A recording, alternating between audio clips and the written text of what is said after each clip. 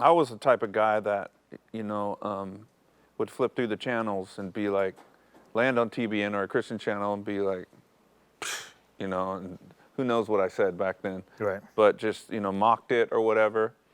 And then, you know, fast forward years and years later, I got to this point where I was on that 2-year binge, right? And I wanted to get clean. I had talked to a couple outpatient rehab places, one in Bakersfield and one in Hollywood. And they both were telling me we don't have as much success with meth addicts as we do with other drug addicts. And I'm just like going, wow. So what are you telling me? What can you do for me? And they're like, well, we can try, you know, we just have to be honest with you, and you can do it. You can, you know, if you set your, but I wasn't given like a lot of hope, you know, and so I was just thinking like, I gotta, because by that time I was like, I do not want to exist anymore.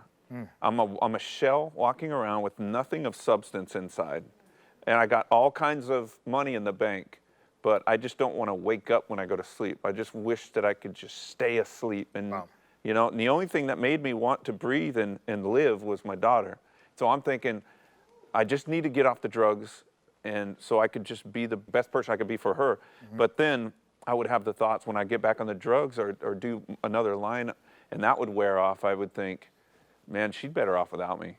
And I'd start going through the suicidal the thoughts and everything. And so it was a tug of war, but I told you that I was a functioning drug addict. I had these partners that were doing real estate deals. They were buying land and developing, and I became a partner with them. And money was like my thing. I never liked to spend it. I always liked to make it grow. That was my thing before.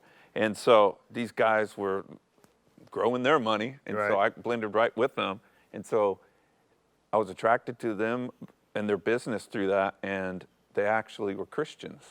Wow. So God was using my money idol, if you will. Right. And so I pulling you in. Yeah. And so I did a business deal with them. We bought some land, and they were, I was just, you could tell, man, I was on meth, you know, and anybody could tell something was a little off, you know? Right. And so they ended up just talking to me, and they invited me to go to church one day, and I'm like, you know, I used to mock it when I was growing up, and but I did ask Christ in my heart when I was 12 through some neighbors. But so I held on to that, and when they asked me to come to church, I'm like, you know, all I was thinking was like Ned Flanders from The Simpsons, you know, and it's like,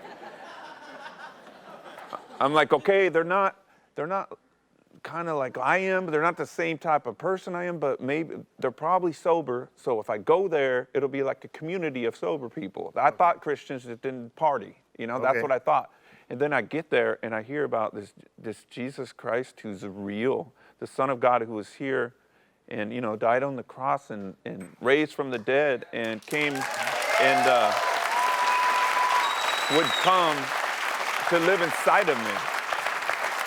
So, but I'm having a hard time wrapping my head around. I'm like, so this guy came and walked on the earth in a robe and did miracles and then died on the cross and then raised back to life, and now he's going to come live inside of me. I'm like, how does that happen?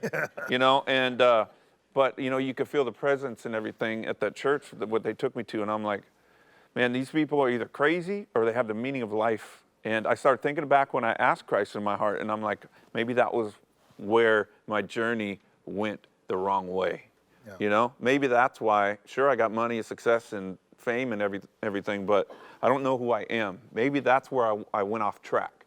And so I was just like, I raised my hand and I went home and I started praying to God like I had been a Christian for 20 years. I was desperate. Wow. Wow. Yeah. Beautiful, right? Beautiful.